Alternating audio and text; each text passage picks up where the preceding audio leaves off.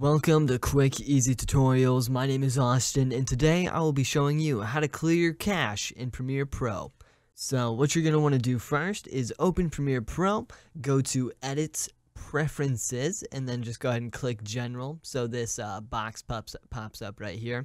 If you're using the 2018 version of Premiere, there would be a Media and Media Cache folder. If you're just using an older version of Premiere, then it would just be in Media, and at the top there would be like Media Cache or whatever. And so you're going to want to click Media Cache and then just delete unused. Now you can do that, or you can browse the location, which to do that, it brings me here for some reason. You're just going to type in %appdata%. You are going to go to Adobe, which is near the top, and you're going to go ahead and open Common, and there's all your cache. Usually it should be either here or here.